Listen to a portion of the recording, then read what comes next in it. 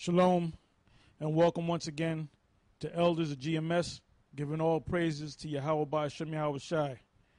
And today's topic is a continuation from last week, understanding the book of Revelation. We're going to go into the chapter 10, 11, 12, and if we have time, we'll go into chapter 13. But I think we'll be able, pretty much sure we'll be able to do the 3 chapters. Hopefully we'll be able to do a 4th chapter. So let's go right into it. Revelation chapter 10, verse 1. And I saw another mighty angel come down from heaven, clothed with a cloud, and a rainbow was upon his head. And his face was as it were the sun, and his feet as pillars of fire. Now, the word angel, can you look that up in the blue letter? That angel that he saw was actually a so-called spaceship. And obviously there was a angel or individual in the spaceship, but he saw it as an angel. All right, you got it, Doc?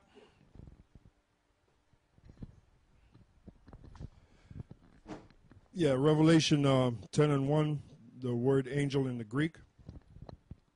Strong's G32, angelos, angelos.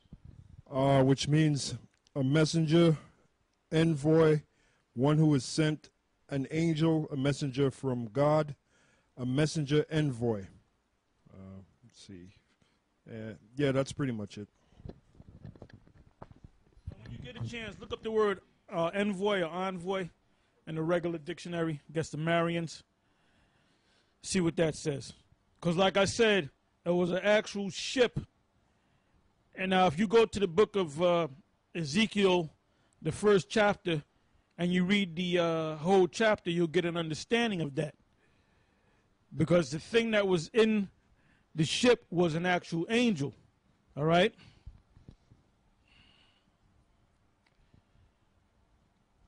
Yeah, as soon as you get it, I'll give it right to you.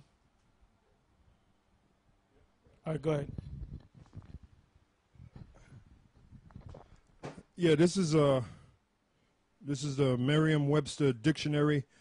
The word envoy, it means a minister, plenipotentiary, accredited to a foreign government who ranks between an ambassador and minister resident, called an envoy extraordinary. B, a person delegated to represent one government in its dealings with another. Yeah, that's pretty much it. Yeah, so the angel in that ship was a middleman to Yahweh Ba'ashem Yahweh Shai. All right? All right, you got something? All right, go ahead. Go right to the point. Because we don't want to read the whole chapter is good, but we don't want to read the whole chapter. If you get a chance, read it yourself. Go ahead. This is Ezekiel chapter 1, verse 15. Now as I beheld the living creatures, behold, one wheel upon the earth by the living creatures with their 4 faces. The appearance of the wheels and their work was like unto the color of a beryl, and they 4 had one likeness, and their appearance and their work was as it were a wheel in the middle of a wheel. Yeah, that was a ship. All right? So you can get an understanding. Go ahead. It says, when they went upon their 4 sides, and they turned not when they went. As for their rings, they were so high that they were dreadful, and their rings were full of eyes round about them, 4. And when the living creatures went, the wheels went by them. And when the living creatures were lifted up from the earth, the wheel were lifted up. Whithersoever the spirit was to go, they went. Thither was their spirit to go. And the wheel were lifted up over against them, for the spirit of the living creatures was in the wheels. Yeah, the angels were inside of these ships, which was in a circular donut form or dish or roll. Give me Zechariah 5 verse 1. This is the book of Zechariah, the 5th chapter, and verse 1. And it says, Then I turned and lifted up mine eyes, and behold, Then I turned and lifted up mine eyes, and looked, and behold, a flying roll. And he said unto me, What seest thou? And I answered, I see a flying roll. The length thereof is 20 cubits, and the breadth thereof 10 cubits.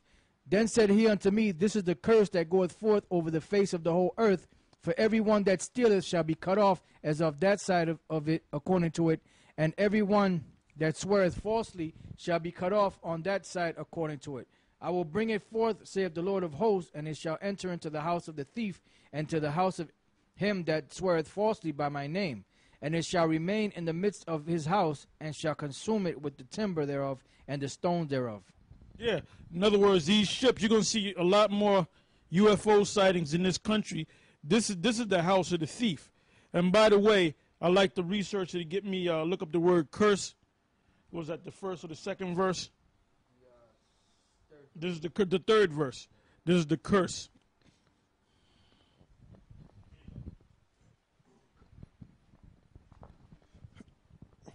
Yeah, Zechariah 5:1. The word curse in the Hebrew is Allah, which means oath, oath of covenant, curse from God, from men, execration. Yeah. In other words, he said curse from the Most High, oath. Oath means something that you promise that you're going to do. So the Most High said he's going to do it, and he's going to do it. And what is ultimately those ships going to do? You read the last verse. Ultimately, what they're going to do? It says, this is back in Zechariah chapter 5 and verse 4. And it says, I will bring it forth, saith the Lord of hosts, and it shall enter into the house of the thief. Yeah, the thief, like I said, is America. Go ahead. It says, and into the house of him that sweareth falsely by my name, and it shall remain in the midst of his house, and shall consume it with the timber thereof and the stones thereof. Now look up the word consume.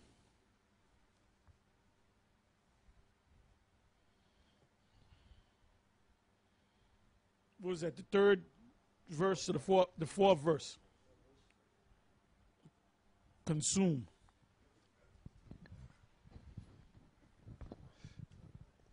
Yeah, the Hebrew word there for consume is kala, which means to accomplish, cease, consume, determine, end, fail, finish, be complete, be accomplished, be ended, be at an end, be finished, be spent. See what it says down here. Yep, that's it. So I don't have to explain that to you. That it's obvious what it means. These ships, these so-called UFOs, are going to be in this country and around the world, but mainly in the house of the thief and the house of him that swears falsely by the Most High's name, because this devil, the Illuminati, they know the name of the Most High. They know his son's name because they heard us say it, and they had their researchers check it out. But they been knew the name. They been knew the name. That's why they make movies, and every once in a while they'll hint at the Lord's name. You know, they have this famous stone. I don't know if it's in England. I haven't researched it in a long time. It's called the Moabite stone. Matter of fact, Google the word Moabite stone. And it's a stone dealing with the king of Moab. And if you read it, it's in the ancient Hebrew, the so-called Paleo-Hebrew that we have showed you, not the Assyrian. And if you read it, it's kind of hard to read because it's old, but you can see the word Malak, Mawa'aba, or Mawa'aba, or whatever. And then if you look down, you'll see the name of Yahweh at least four or five times. But it's in one of these museums. I don't know if it's in the museum over there in the UK. Okay, it's in the Louvre Museum in Paris, the Moabite stone. Now, even if you YouTube the word, there's certain tourists that go to that museum, and they'll look to find a name, to try to find the name of Yahweh. And the word is written out in the ancient Hebrew, Yahweh. All right? All right, go ahead.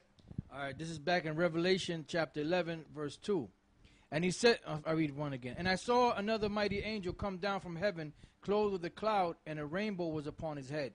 And his face was as it were the sun, and his feet as the pillars of fire. And he had in his hand a little book, open. And he set his right foot upon the sea, and his left foot on the earth. And cried with a loud voice, as when a lion roareth.